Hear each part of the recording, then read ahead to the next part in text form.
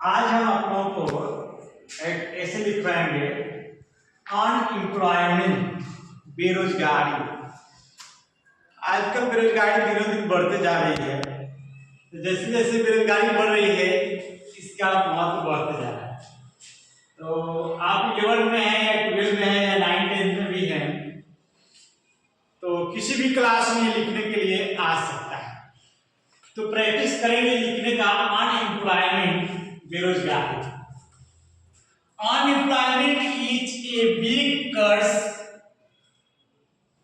बेरोजगारी या बेकारी एक बड़ा अभिशाप है, एक बड़ा अभिशाप है। Man is made for work.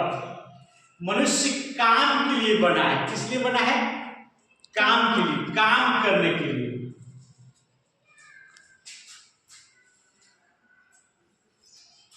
It has been said that an idle brain is a devil's workshop।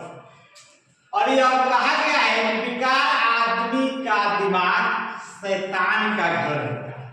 बेकार आदमी का घर शैतान का घर होता है। जो काम में होगा वो कुछ गलत सोचेगा। जो काम में लगा हुआ है, व्यस्त है, उसका दिमाग खाली नहीं है, इसको फुर्सत नहीं है, वो न गलत सोचेगा, न कुछ गलत करेगा, न कहीं जाएगा, न कहीं घूमेगा, अपने काम में व्यस्त रहेगा। इसलिए कहा गया है स्वस्थ रहें, व्यस्त रहें, मस्त रहें। स्वस्थ रहें, व्यस्त रहें, मस्त रहें। अब जिसको काम नहीं होगा वो क्या करेगा? उधर का बात उधर, उधर का बात उधर, यही करेगा। सोचेगा, मन में सोचते रहेगा, ये करे, वो किया, वैसे होगा, वैसे। क्या करेगा? काम ही नहीं है, बेकार पड़ा हुआ है। इसलिए कहा गया है an idle brain is a devil's workshop. बेकार आदमी का दिमाग शैतान का घर होता है। It is perfectly true. यह पूर्णतः सत्य है, यह पूर्णतः सत्य है। An idle man always thinks of one mischief or other। और जो बेकार आदमी होते हैं वे शरारत की बातें सोचते रहेंगे, शरारत की बातें सोचेंगे, करेंगे। Thus an idle man is not only a burden to himself but also a positive danger to society। इसलिए बेकार आदमी केवल अपने लिए बोझ नहीं करता है, समाज के लिए भी बोझ बन जाता है। समाज के लिए भी बोझ बन जाता है। मान लीजिए अगर कोई मैडम है जॉब में, उनके हस्बैंड बेकार है, तो मैडम को तो जल्दी से खाना बना के टाइम से जाना होगा ड्यूटी या स्कूल कहीं भी, और जो उसके हस्बैंड होंगे वो जगह लेट से, वो खाना खाएंगे लेट से, तो उसको खिलाने में देना। तो जो भी काम होते हैं अपना टाइम से खाना भी खा लेते हैं, तो खाना खिलाने वाले भी फ्री हो जाएंगे। टाइम से अगर सब लोग खाना खा लेगा तो खाना खिलाने वाले भी फ्री हो गए, तो अपना दूसरा काम कर सकते हैं। तो उस समाज का बोझ बन जाते हैं, रास्ते पे खड़े रहेंगे, कहीं भी डिस्टर्ब करेंगे। शहर में क्या होता है, सब लोग अपने काम में व्यस्त रहते हैं, तो कोई किसी को डिस्टर्ब नहीं करता है, कोई किसी को डिस्टर्ब नहीं करता है, सब लोग अपने अपने काम में हैं। और जो बेकार है वो सोचता है कि दूसरे को भी डिस्टर्ब कर दे, दूसरे को भी डिस्टर्ब कर दे। वो काम कर रहा है तो उसको डिस्टर्ब कर दे। किसी का घर बनेगा तो भले ही अपने जमीन में क्यों ना घर बना रहा है, तो थोड़ा सा डिस्टर्ब कर देते हैं। क्यों? बेकार है, उसको कोई काम ही नहीं है। In our country, unemployment is growing increasingly among the educated middle class। और हमारे देश में मध्यम वर्ग के शिक्षित लोगों में बेरोजगारी धीरे धीरे क्या हो रही है? बढ़ते जा रही है। Middle class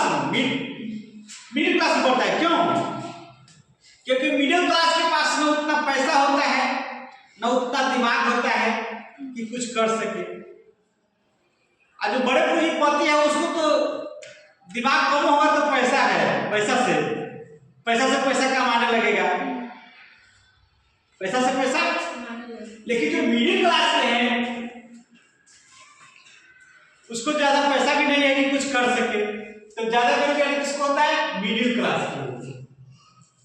the government has started a very helpful institution for the benefit of unemployment people, और बेकारी को दूर करने के लिए सरकार जो है बहुत से संस्था जो है उपयोगी संस्था चला रही है।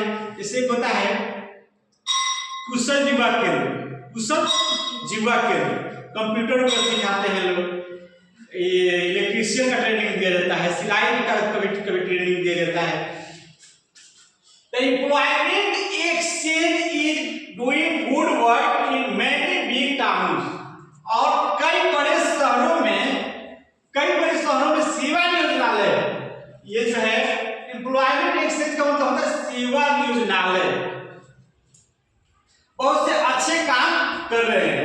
Many people have got employment through this employment exchange, बहुत से लोगों को सेवा नियोजनालय के द्वारा काम मिला है, रोजगार मिला है।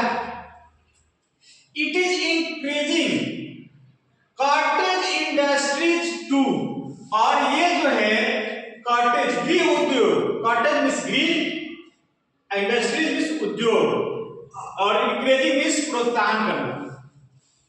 ये गृह उद्योग को भी बढ़ावा दिए हैं, प्रोत्साहित किए हैं। Certainly our government has gone a long way in providing employment to many, but still a long course remains to be covered. हमारी सरकार बहुत प्रयास कर रही है कि बेरोजगारी को दूर किया जाए, बेकारी को दूर किया जाए, लेकिन अभी भी बेकारी है, अभी भी बेकारी है। तो अगर हमें बेकार नहीं रहना है तो कुछ सीखना पड़ेगा, कुछ सीखना पड़ेगा। कंपटीशन दिनों दिन जो है हार्ड होते जा रहा है। पहले थोड़ा सा भी पढ़ लेते थे लोग तो रोजगार मिल जाता था, थोड़ा सा भी कुछ सीख लेते थे लोग तो काम मिल जाता था।